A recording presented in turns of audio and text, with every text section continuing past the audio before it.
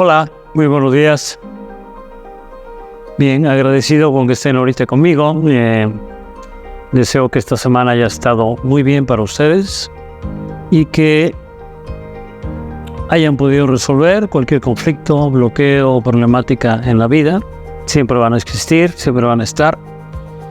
Y bueno, pues siempre digo a mis consultantes, si aún cuando fue muy corto el espacio que disfrutaste, optimízalo, disfrútalo al máximo para que aún cuando sea corto se vaya prolongando, alargando y así podemos hacer los tiempos y momentos adecuados más largos. Bien, pues estamos en una serie de pláticas que son 10 puntos de referencia que José Alberto sacó del ChatGPT. El ChatGPT habla sobre inteligencia artificial, ¿sí? Recordando que ahorita la camioneta que tengo trae inteligencia artificial. A veces cuando me paso de no frenar en tiempo y forma se me amarra, ¿sí? Y aquí lo que estamos hablando en cuanto a inteligencia artificial es todo lo que tú puedes llegar a consultar en algún momento en el ChatGPT, que te da la información, es más, hasta se convierte en un asesor. Y lo que estaba analizando hace rato con José Alberto es que está bien instalado el método científico en cuanto a si tú quieres diseñar una plática, un diálogo, vaya, te establece hasta los tiempos que yo tuve que aprender en los cursos de diseño de cursos para conocer en la SEP y para hacer un ponente, ¿no? Se le llama carta programática en ese sentido y vaya, hasta el chat GPT te lo hace por ti. Ahora es muy fácil. Le comentaba en el café hace rato a José Alberto referente a que la gran ventaja que tengo es el conocimiento ya obtenido, porque realmente yo siempre he dicho que para tener y ser asertivo en una plática, en una charla, necesitas tener el conocimiento que por experiencia se obtiene, porque eso te hace tener una seguridad interna mucho mayor que el haber leído, estudiado algo y decirlo por haberlo leído, por haberlo visto, ¿no? Yo recuerdo ahora la situación de cómo en la medicina convencional, sí, decían que el American Journal of Medicine decía que había una estadística, una casuística de X cosa, pero nunca fue por experiencia personal de cada médico, ¿no?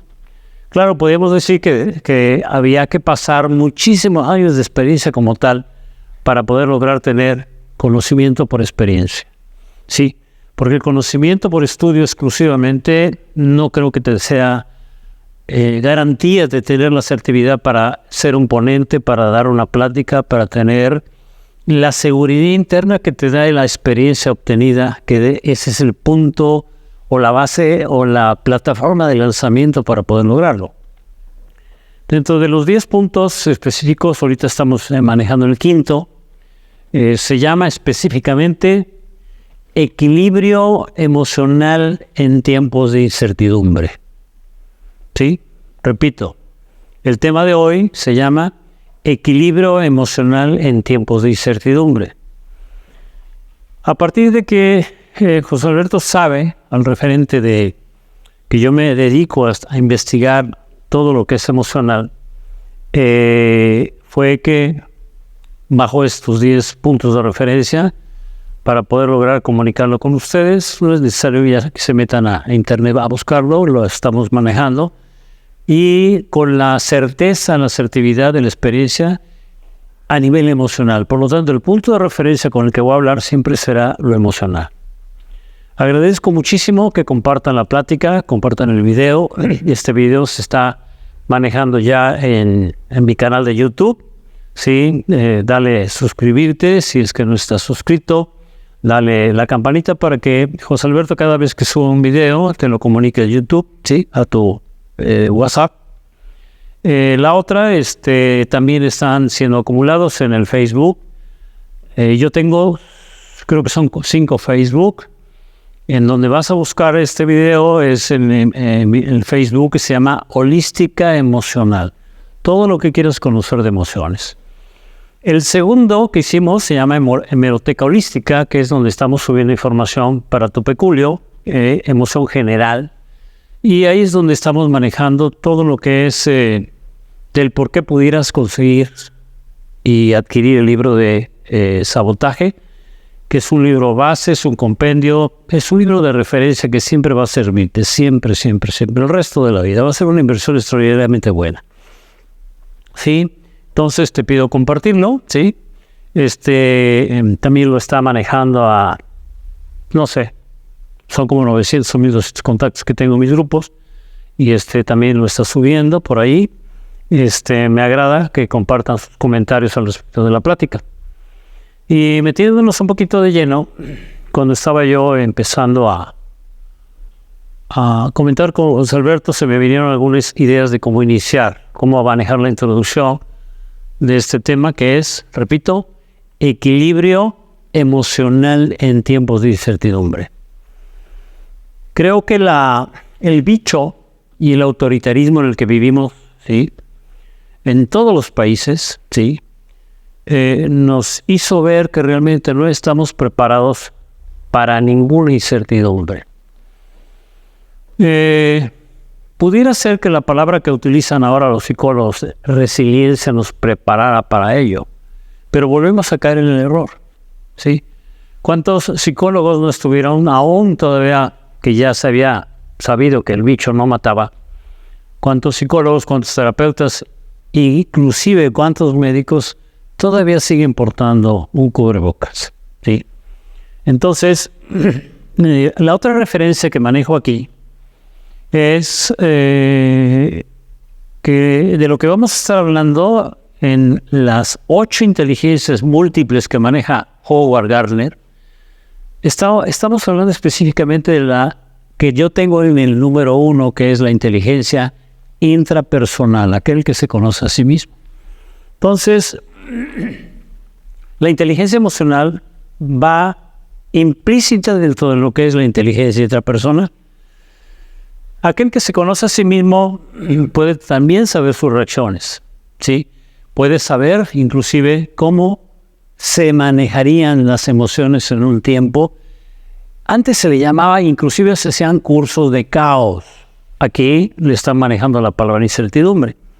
Y entonces me viene el ejemplo del año pasado, me empezaron a meter noticias de que iba a haber un huracán, y lógicamente todo el mundo empezó con la incertidumbre de que nos íbamos a volver a inundar.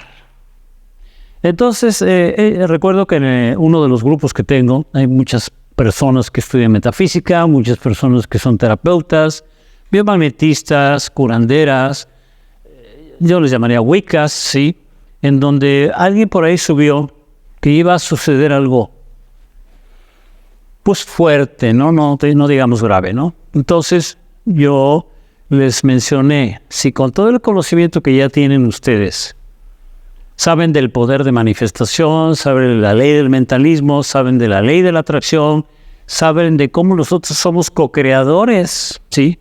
Les pregunté, ¿qué quieren que pase? Porque si quieren que pase la inundación, solamente tengo que tronar los dedos, ¿sí? Si quieren que suceda algo adverso, solamente tengo que tronar los dedos, ¿sí? Me agrada muchísimo que ahorita se estén hablando de lo que es la trata de niños, porque básicamente estamos ahora interesándonos en niños. Ya nos dieron una lección de lo que es la situación de los animales, ¿no? Ya estamos viendo que creo que no es tanto que se hayan humanizado los animales, no, sino que estamos comprendiendo realmente que el comportamiento animal es y tiene mucha sabiduría. Ayer vino una paciente, una consultante, que trae un duelo por un perro. Ella teniendo 3 perritos, adopta un cuarto, ¿sí?, extraordinario en cuanto a la raza de los 3 que ella tenía. Y primero el nuevo, el adoptado, atacó al primero, lo lastimó, no lo dañó. Pero ella venía por un duelo porque el perro, por segunda opción, volvió a atacar al mismo perro que había lastimado y lo mató. Entonces aquí ella venía sufriendo, todo esto me lo dijo llorando, y hábilmente la primera pregunta que le hice fue, ¿cuántos duelos tienes en tu vida? ¿Sí? Porque en ese momento me mencionaba ella que la escena, el albañil que estaba ahí a la mano trabajando en su casa, no le permitió ver el perro dañado o muerto. Entonces, cuando le pregunto cuántos duelos tienes en tu vida, se lo pregunté con la habilidad de que lo que estaba viviendo y sufriendo en este momento histórico no era el sufrimiento de ver a su perro muerto, era el sufrimiento que había sacado el estímulo presente, una emocionalización que estaba guardada y memorizada y archivada en sus carpetas internas. Que esas son a las que le agradezco mucho a todos mis consultantes, hayan tenido resultados o no, el favor que me hicieron de obtener la información que tenían guardadas, ¿sí? Y entonces la habilidad que tuve para decirle a esta persona cuántos duelos tenías. Entonces me dijo que fue abandonada por su padre cuando tenía 5 años. La segunda fue, me lo dijo con mucho detallismo, que su abuelo se había muerto cruentamente, ¿no? Que había padecido una enfermedad crónico-degenerativa, que lo enfermó, creo que fue un proceso canceroso.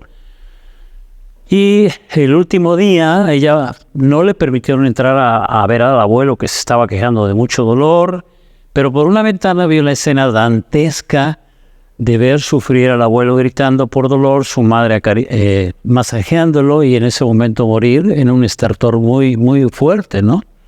Entonces traía una memoria auditiva y una memoria visual muy fuerte del duelo. Y entonces el antecedente que ya tenía guardado del duelo, del sufrimiento y la no superación del duelo, fue que le hizo volver a experimentar nuevamente la pérdida, la separación, el alejamiento, en este caso la muerte, ¿sí?, de algo que en ese momento había sentimentalizado. Ese es el grave error que estamos cometiendo, que sentimentalizamos y emocionalizamos a los animales.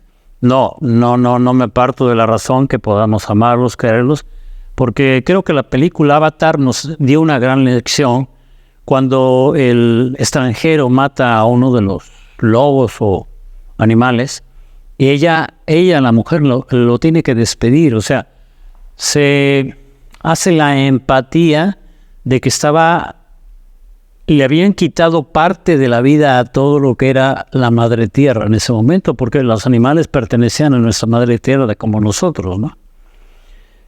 Cuando hablamos de incertidumbre, sí, hablamos de algo que no podemos controlar, algo que sale fuera de control.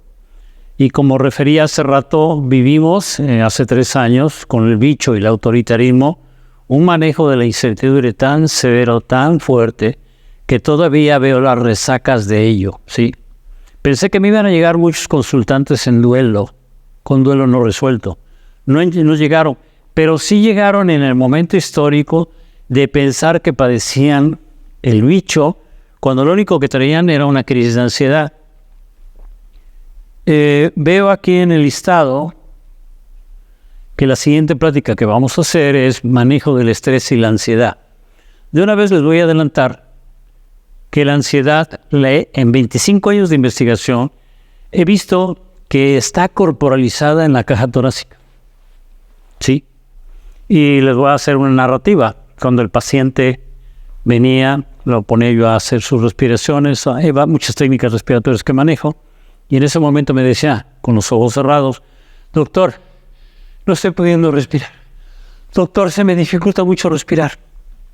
Y bueno, como no sabía mi consultante, ni me presento como médico, ni como antecedente de haber sido médico de urgencias, en ese momento me decía el consultante, ¿me puedo poner el oxímetro? Y yo le decía, claro que sí. Abría los ojos, sacaba de su bolsa el oxímetro, se lo ponía.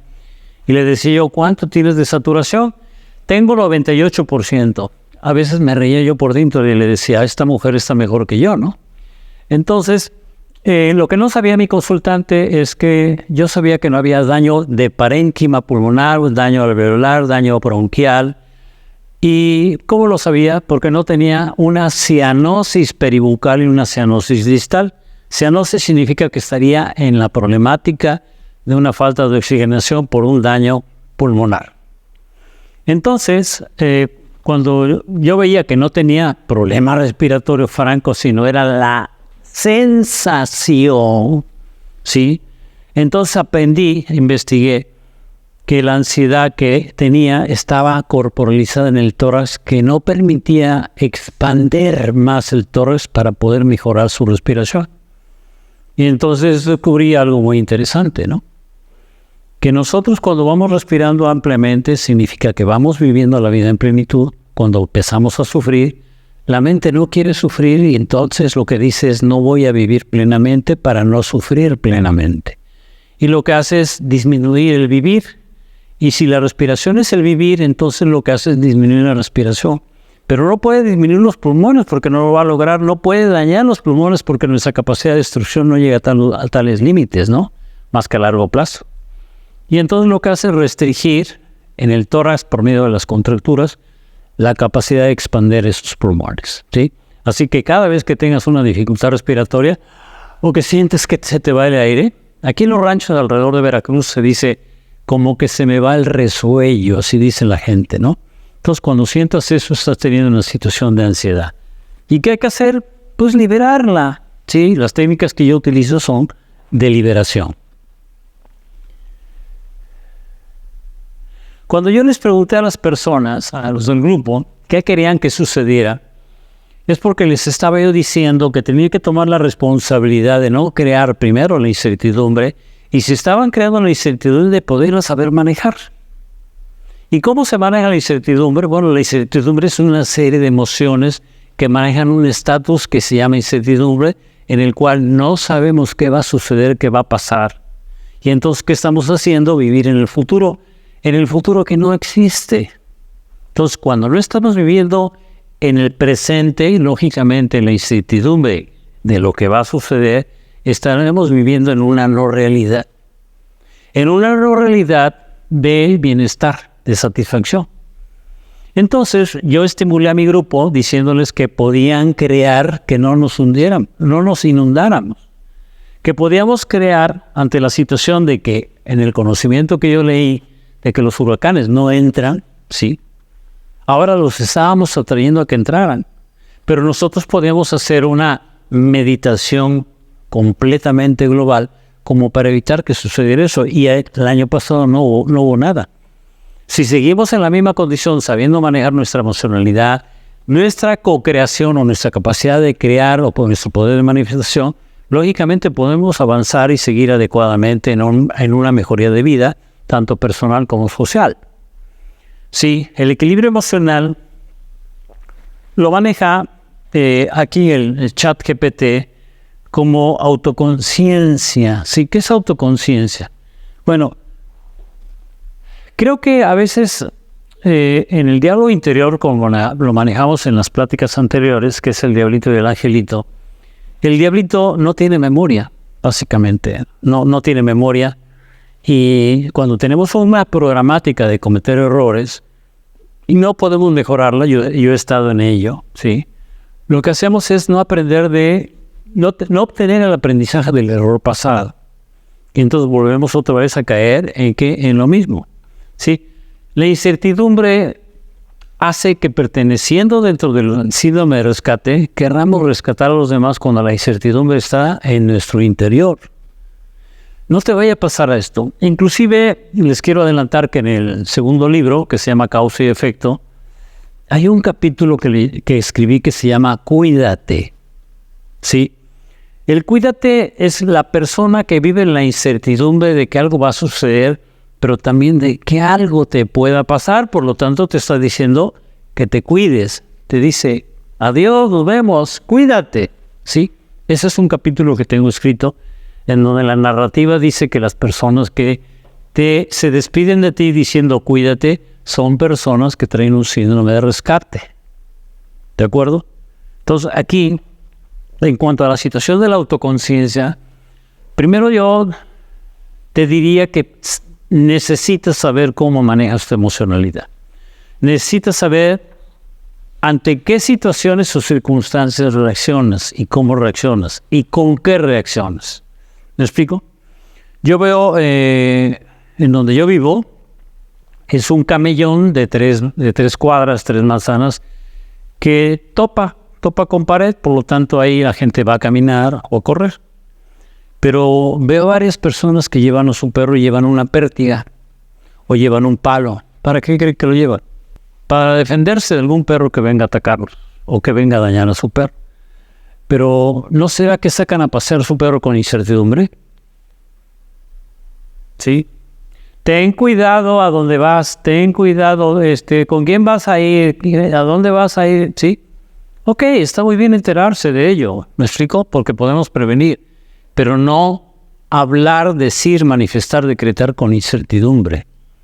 Sí, porque la incertidumbre que tenemos, pues lógicamente la tenemos que manejar, pero la mayoría de los padres no lo hacen. Y entonces le enseñan el camino a los hijos de manejar y continuar con la misma incertidumbre. ¿Cómo se continúa con la incertidumbre? Porque no estamos sabiendo manejar nuestras emociones, la emoción de la experiencia pasada y de lo que sucedió, por lo cual nosotros ahora estamos viviendo la incertidumbre de lo que pueda suceder. Entonces, ¿qué tengo que hacer? Pues limpiar mis memorias. Cada vez que me vean que señalo de mi lado izquierdo, es porque estoy hablando del pasado. La medicina china dice que en el lado izquierdo está el pasado. Entonces nosotros tenemos que ir liberando todo esto, ¿no? Vuelvo a recordar algo en donde siguen las religiones, siguen las personas que están metidas en la religión, hablando de que el pasado está muerto y que si yo manejo estados regresivos estoy cometiendo un sacrilegio. Cuando les digo a las personas, el pasado no está muerto. Y si ustedes ven constelaciones transgeneracional, árbol genealógico, esas terapias aparentemente nuevas que se manejan desde la Biblia, lo que estamos haciendo es reconocer que realmente el pasado no está muerto, ¿sí?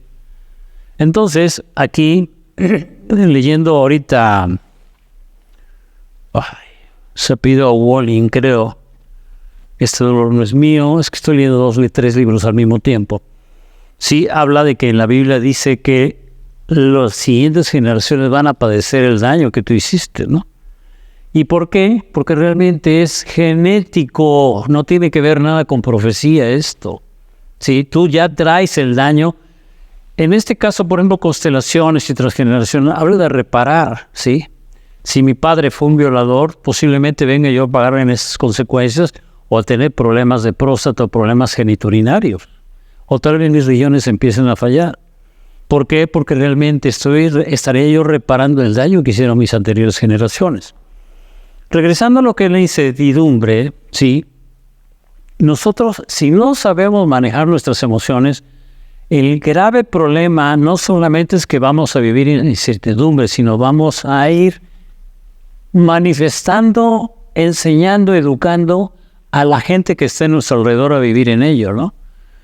Tengo pacientes que trabajan en instituciones gubernamentales, ¿sí? Y tienen jefes autoritarios, ¿no? En donde ellos creen que la manera de la obediencia que pueden generar es por medio del miedo, ¿no? La imposición, la impostura, el sometimiento, la supresión, el avasallamiento, ¿no? Y son personajes que tuvieron ancestros castrenses, ¿no? ¿Sí? ¿Cuántas personas que estuvieron en el régimen castrense no tienen hijos homosexuales? Porque el hijo se empezó a vengar del poder, de la masculinidad y de la misoginia en este caso, ¿no? ¿Sí? Bueno, el enfoque que da el GPT dice que tenemos que manejar el mindfulness. Ya expliqué en la plática anterior. Si quieres enterarte más del mindfulness, ves a mi plática anterior, la 4ª. Sí.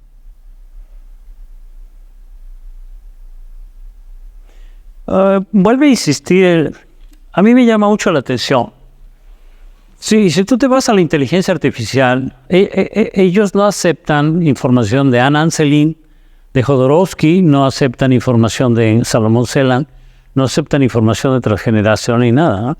Ellos están adoptados y adaptados a la psicología ortodoxa, sí, pero bueno, esperemos que no sea tardío cuando ya la inteligencia artificial, empieza a aceptar todas estas teorías nuevas, de las cuales se ha habido resultados. ¿Cuál es la falla? El problema es el perfil terapéutico, ¿sí? Alguien me decía sobre la biomagnetista que yo veo, la maestra Silvia, ¿sí? Que me ha ayudado muchísimo. Alguien me opinaba y me decía que no tenía un método científico. Y dije, no, espérame, cuidado, esta mujer es investigadora. Cuando no descubre qué está pasando aquí, se va por un camino, pues se va por otro camino y empieza a investigar. Ella todavía tiene un dejo de la situación de la medicina ortodoxa cuando dice, vayas a hacer exámenes de laboratorio. Espéreme, pero si usted puede hablar con mi cuerpo, pregúntele qué tengo. Sí, a ese grado. Y la inteligencia artificial no lo va a manejar. Entonces, cuando te habla aquí de adaptabilidad y resiliencia, básicamente nosotros no aprendemos del error, no aprendemos de la caída, no aprendemos del fracaso, ¿no? ¿Por qué? Porque tenemos esa misma piedra que volvemos otra vez a cargar y a volver a tirar. Entonces, voy a volver, les prometo que voy a leer otra vez lo de resiliencia que no me entra todavía en la cabeza, ¿no? Bien. ¿Por qué leo? Porque para tener un punto de referencia de lo que en su momento la generalidad humana quiere investigar por medio de lo que ahora es inteligencia artificial. Y regresando al título, sí, resumiría yo básicamente que el equilibrio emocional, para saber tenerlo, manejarlo, exponerlo, mostrarlo y enseñarlo, porque somos muchos padres, primero tenemos que saber manejar ese equilibrio. ¿Cómo se maneja ese equilibrio? Primero, yo compararía a la olla express. Yo le digo a las personas que cuando está la olla express a la mitad del nivel, se llama tolerancia. Pero cuando llenas completamente la olla express a nivel emocional, ya se llama intolerancia. Entonces, en ese momento no tienes ninguna capacidad para manejar las emociones, para tener menos un equilibrio emocional.